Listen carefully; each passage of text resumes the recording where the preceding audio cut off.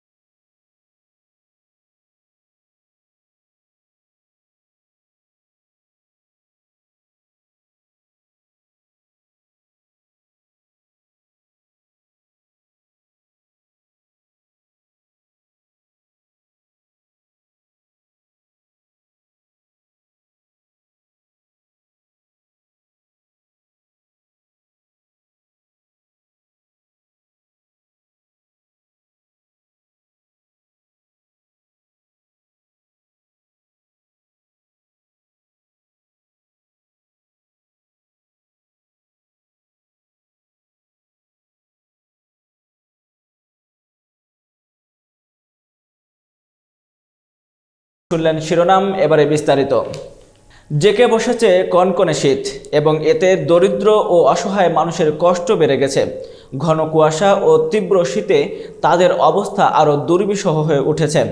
এ অবস্থায় নারায়ণগঞ্জ জেলা জাতীয়তাবাদী জিয়া সৈনিক দলের আহ্বায়ক GM সুমন মুন্সি বিত্তবানদের প্রতি অসহায়দের পাশে দাঁড়ানোর আহ্বান জানিয়েছেন। SH মুন্না খানের প্রতিবেদনে বিস্তারিত। শনিবার সকালে ৪ নম্বর ওয়ার্ডের শীতার্তদের মাঝে কম্বল বিতরণকালে তিনি বলেন, মানবিক দায়িত্ববোধ থেকে সবাইকে শীতার্তদের সাহায্যে এগিয়ে আসতে হবে। একযোগে কাজ করলে শীতের কষ্ট লাঘব করা সম্ভব।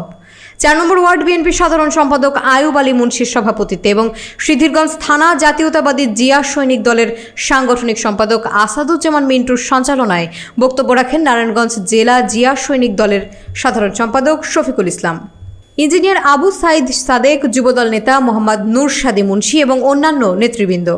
এমন মানবিক উদ্যোগের মাধ্যমে শীতার্তদের পাশে দাঁড়ানোর আহ্বান জানিয়েছেন নেতৃবৃন্দরা। যারা আসছেন অনেক দূর দূরান্ত থেকে এসেছেন, তারা অনেক ধৈর্য ধারণ করেছেন।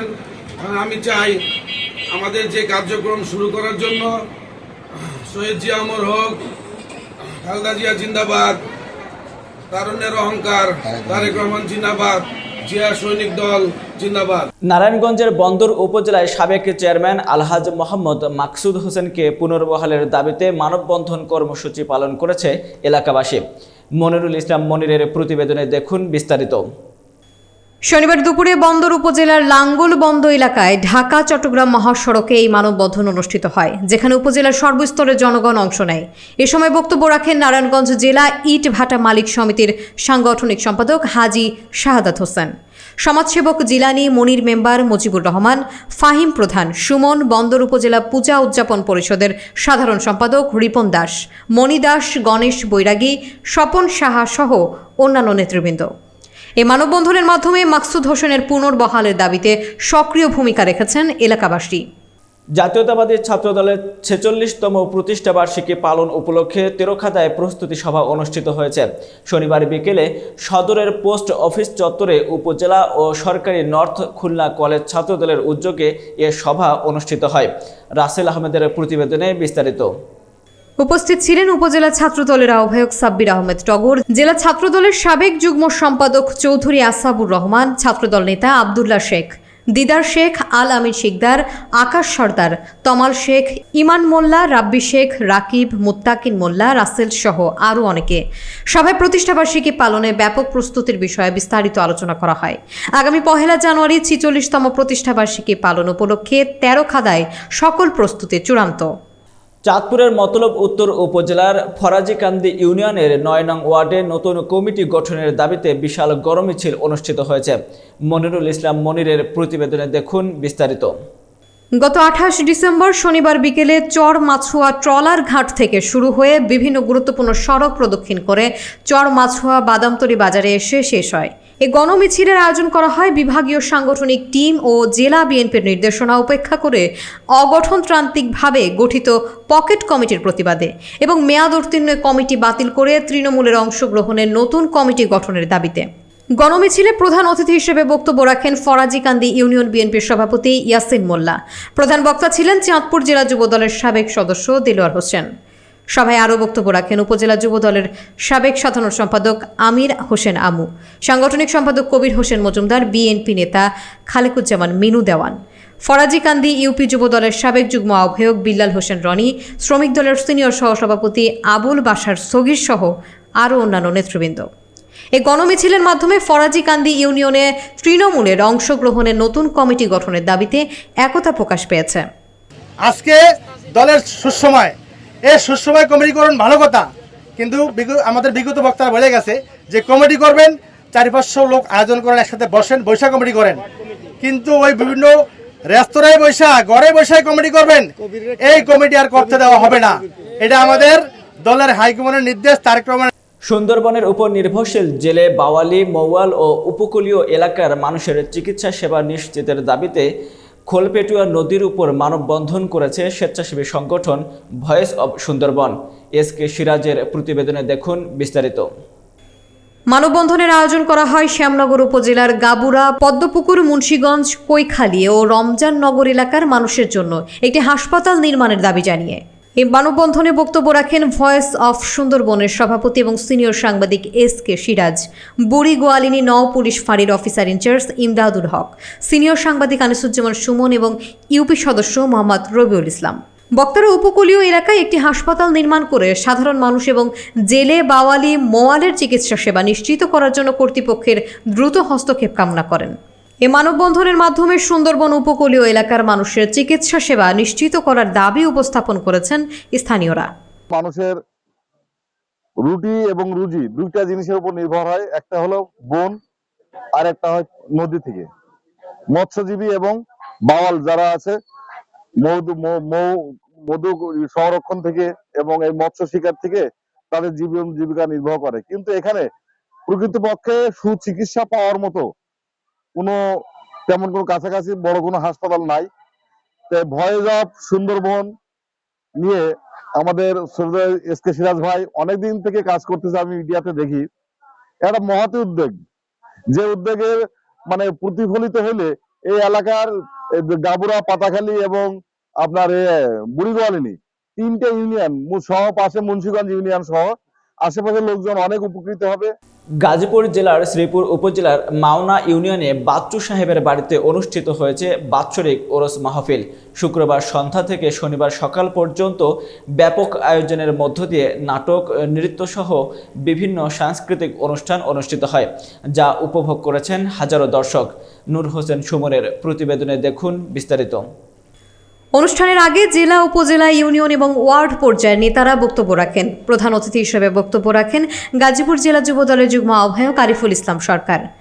এছাড়া বক্তৃতা দেন জিয়া পরিষদ গাজীপুর জেলার সাধারণ সম্পাদক অধ্যাপক অ্যাডভোকেট জুলহাস উদ্দিন সরকার, গাজীপুর জেলা যুব দলের আহ্বায়ক মাহমুদুল হাসান রনি, গাজীপুর জেলা শ্রমিক দলের আহ্বায়ক আরিফুল ইসলাম সরকার, গাজীপুর জেলা ছাত্র দলের সিনিয়র যুগ্ম সম্পাদক মোহাম্মদ জিয়াউল করিম মোড়ল, শ্রীপুর উপজেলা ছাত্র দলের সদস্য সচিব আমিনুল ইসলাম সরকার, গাজীপুর জেলা ছাত্র দলের সাবেক ছাত্রনেতা মোহাম্মদ নাসিম মণ্ডল এবং বিশিষ্ট সমাজসেবক মোহাম্মদ উজ্জ্বল হোসেন। এত বড় আয়োজনে সাংস্কৃতিক অনুষ্ঠান এবং আলোচনা সভার মাধ্যমে ওরস মাহফিল শেষ হয়, যা স্থানীয়দের মধ্যে ব্যাপক আলোচিত হয়েছে। নারায়ণগঞ্জের রূপগঞ্জে জাকের পার্টির পবিত্র আজিমুসান ইসলামী দাওয়াতি জলসা অনুষ্ঠিত হয়েছে। রোববার বিকেলে উপজেলার মুরাপাড়া এলাকায় এ জলসা আয়োজন করা হয়। মাকসুদুল হোসেন তুষারের প্রতিবেদনে দেখুন বিস্তারিত। উপস্থিত ছিলেন উপজেলা জাকের পার্টির সভাপতি জুবায়ের আলম ভুইয়া, জেলা জাকের পার্টির সভাপতি মুরাদ হোসেন জামাল। এছাড়াও উপস্থিত ছিলেন কেন্দ্রীয় জাকের পার্টির সদস্য মুফতি মাওলানা শরীফুল ইসলাম সাইফি, মাওলানা মাসুম বিল্লাহ, মাওলানা ইমদাদুল ইসলাম আশিকি, মাওলানা ইকবাল সহ আরও অনেকে। এই ইসলামী দাওয়াতি জলসা আয়োজনে ধর্মীয় অনুভূতি এবং সংহতির প্রতিফলন ঘটেছে রূপগঞ্জে। পটুয়াখালীর গলাচিপা উপজেলার চরবিশ্বাস ইউনিয়নের চরবাংলা গ্রামে 365 অসহায় পরিবার জমি বন্দোবস্তের দাবিতে মানববন্ধন করেছে। পলাশ হাওলাদারের প্রতিবেদনে বিস্তারিত। রবিবার দুপুরে উপজেলা ভূমি অফিসের সামনে মাওলানা মোহাম্মদ আব্দুর রবের নেতৃত্বে শত শত নারী পুরুষ অংশ নেয়। বক্তারা বলেন 1994 সাল থেকে চর বাংলা গ্রামে বসবাস করে আসছেন তারা। তবে প্রভাবশালী ভূমিদস্যুরা টাকার বিনিময়ে নতুন ম্যাপ তৈরি করে তাদের নামে জমির রেকর্ডভুক্ত করেছে এবং এখন তাদের উচ্ছেদের চেষ্টা করছে। তারা দাবি করেন সরকারি কর্তৃপক্ষ যেন সরেজমিন তদন্ত করে উচ্ছেদ কার্যক্রম বন্ধ করে এবং তাদের নামে জমি বন্দোবস্ত প্রদান করা হয়।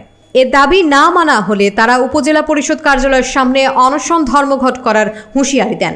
পরে গলাচিপা উপজেলা সহকারী কমিশনার ভূমি মোহাম্মদ নাসিম রেজার কাছে স্মারকলিপি প্রদান করা হয়। 365 অসহায় পরিবারের জমি বন্দোবস্তের দাবিতে মানববন্ধন এবং স্মারকলিপি প্রদান করেছেন। গলাচিপায় নতুন আন্দোলন শুরু হয়েছে। ইউনো মহোদয়, এসিলেন স্যার, ডিসি মহোদয় স্যারকে আমি বিরুদ্ধ অনুরোধ করছি, স্যার সরজমিনে তদন্ত করেন। আমরা যারা বসবাস করি আমাদের দুঃখ দুর্দশা দেখেন, আসেন, বোঝেন, তারপরে আমাদেরকে একটু মাথা গোথা ঠাই হিসেবে আমাদের বন্দোবস্ত করে আমাদেরকে দেন। যারা চলে থাকে না প্রভাবশালী তাদের জমিগুলি বাতিল করেন। আমি তারা বাতিল, তারা হাজারো কোটি টাকার মালিক, গলাচিপা প্রভাব তাদের বাড়ি এসির ভিতরে থাকে। চর বাংলা কি তারা জীবনে দেখেও নাই, চর বাংলার পাও দেয় নাই, তাদের নামে জমি আজকে রেকর্ড হয়ে গেছে।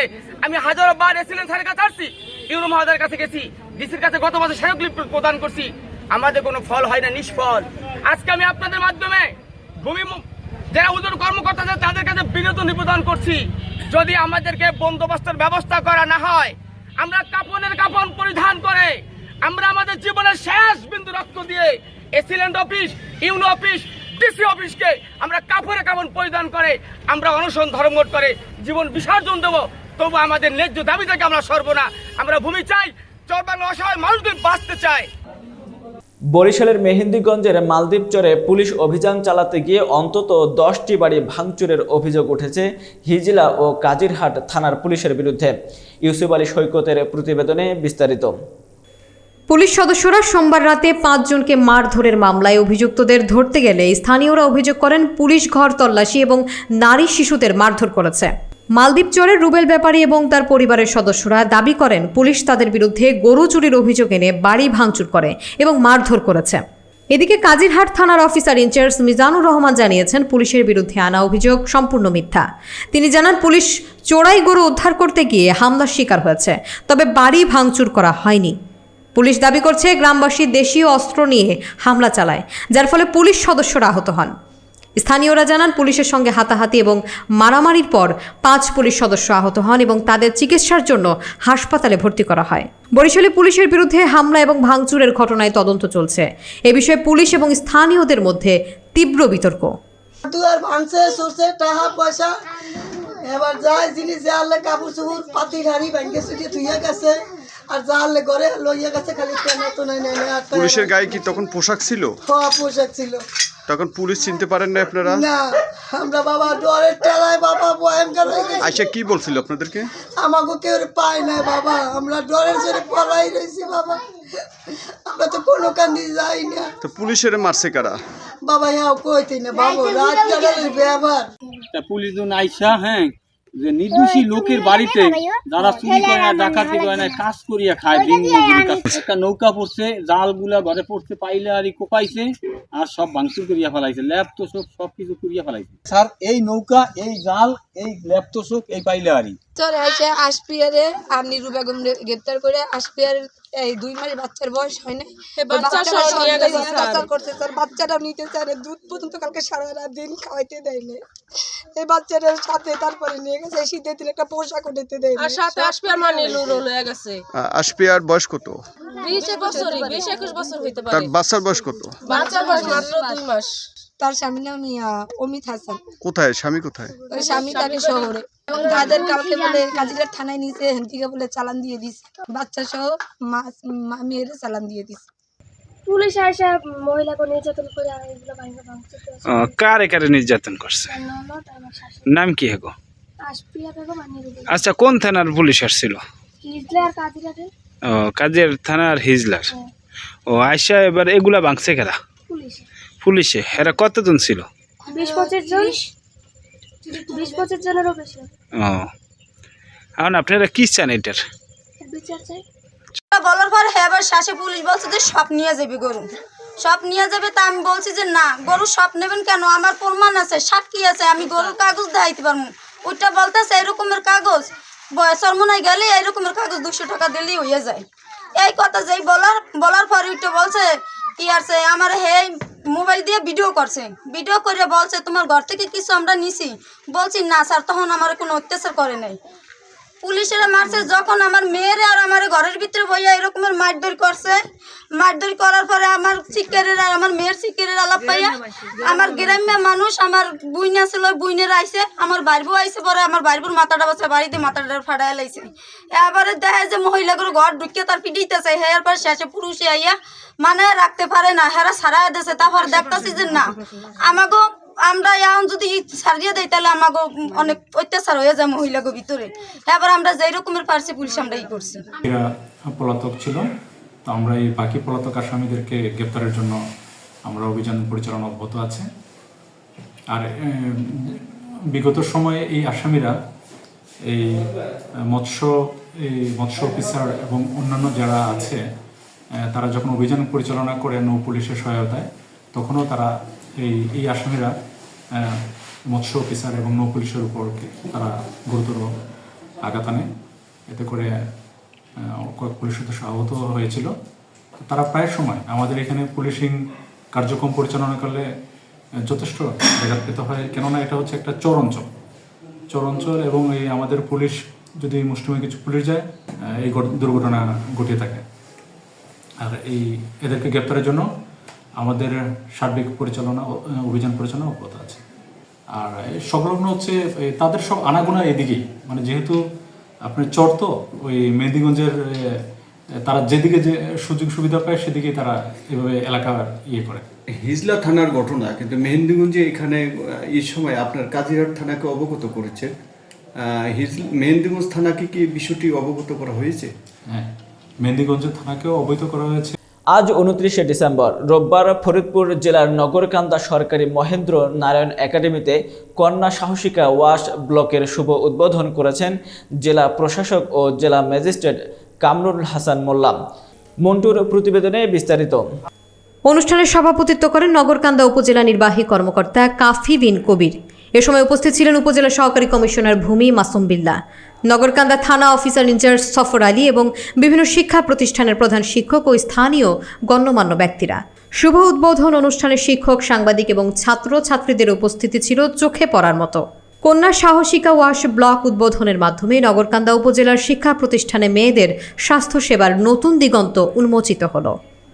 আমাদের অ্যাসিস্ট্যান্ট আছেন, আমাদের আছেন হচ্ছে যে অফিসার ইনচার্জ আছেন, আর আমাদের এই দুইজন প্রতিষ্ঠান প্রধান এবং এখানে প্রতিষ্ঠানের যারা প্রেস ক্লাবের সব প্রিন্ট এবং ইলেকট্রনিক মিডিয়ার সময় সাংবাদিকবৃন্দ বলেছিল যে আমাকে চমক দিবে, কিন্তু চমকটা যে এত বড় চমক হবে আমি বুঝতে পারিনি। রাজবাড়ী 1 আসনের সাবেক সংসদ সদস্য এবং জেলা বিএনপির সাবেক সভাপতি আলী নেওয়ার মাহমুদ খৈয়ম পালকি চাইনিজ রেস্টুরেন্টে বৈষম্য বিরোধী ছাত্র গণ আন্দোলনের নেতৃবৃন্দের সঙ্গে মতবিনিময় সভা করেছেন। বাবলু শেখের প্রতিবেদনে বিস্তারিত। এ সময় বৈষম্য বিরোধী আন্দোলনকারী শিক্ষার্থীরা তাদের উপর চালানো নির্যাতন এবং নিপীড়নের কথা তুলে ধরেন। তারা অভিযোগ করেন আওয়ামী লীগের ছাত্রলীগ এবং যুবলীগ তাদের উপর গুলিবর্ষণ সহ হামলা এবং নির্যাতন চালিয়েছে। তারা আরও জানান, ফ্যাসিস্ট হাসিনার শাসনামলে এই হামলাকারীরা প্রকাশ্যে ঘোরাফেরা করলেও গ্রেফতার হচ্ছে না। রাজবাড়ীতে গ্রেফতারকৃত আওয়ামী লীগ নেতাদের জামিনে মুক্তি পাওয়ার নজির রয়েছে, যা শিক্ষার্থীদের ক্ষোভের কারণ। এছাড়া রাজবাড়ী সদর হাসপাতালে চিকিৎসার মান, টেন্ডার চাঁদাবাজি, ঘুষ বাণিজ্য সহ বিভিন্ন বিষয়ে উদ্বেগ প্রকাশ করে শিক্ষার্থীরা। তারা অ্যাম্বুলেন্স চালক মাসুদের বিরুদ্ধে মামলার পরও তাকে পুনরায় চাকরিতে বহাল করার বিষয়টি খতিয়ে দেখার দাবি জানান। মতবিনিময় সভায় আলী নেওয়ার মাহমুদ খৈয়ম সহ বৈষম্য বিরোধী শিক্ষার্থীরা তাদের উদ্বেগ প্রকাশ করে সরকারের দৃষ্টি আকর্ষণের জন্য আহ্বান জানান। আমাদের উপরে যারা হামলা করেছিল সেই সন্ত্রাসী ছাত্রলীগের মামলা হওয়ার পরও যারা বিভিন্নভাবে সুপারিশ করছেন, এই সুপারিশ ব্যক্তি কারা আমরা কিন্তু খোঁজ নিচ্ছি। আওয়ামী লীগের সময় যেসব চেয়ারম্যান অবৈধ ভোটে, চুরির ভোটে চেয়ারম্যান হয়েছে, তাদের বিরুদ্ধে কি আমাদেরকে আলাদা করে কেস করা লাগবে, নাকি আপনাদেরই দায়িত্ব তাদেরকে আটক করা? এখনো বিভিন্ন ইউনিয়ন পরিষদে যেমন চেয়ারম্যানরা বহাল আছে, এটাও বলছো তোমরা আটকারিতা, এটা তো আছেই। নেতা ঠিক করুক আর ভুল করুক, তার পিছনে জিন্দাবাদ। 3 বার আমি রাজবাড়ী পৌরসভার মেয়র ছিলাম, আমি এমপি ছিলাম। আমার জীবনে আমি কখনো কোনো অসৎ পথে পা ফেলি নাই, কোনো অসৎ কাজ করি নাই, কোনো ভুল পথে আমি যাই নাই। আমি তোমাদের বলবো যে তোমরা যাবা না। আর যদি কেউ আমার নাম ভাঙায় কোথাও কিছু করে, নির্দ্বিধায় তোমরা বুঝবা যে এতে আমার কোনো সায় নাই, এর পেছনে আমার কোনো হাত নাই।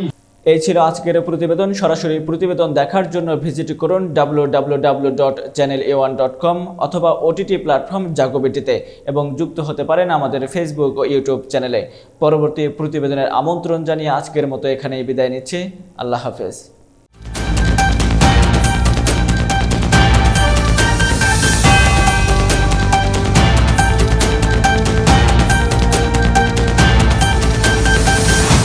চ্যানেল A1 হৃদয়ের স্পন্দন।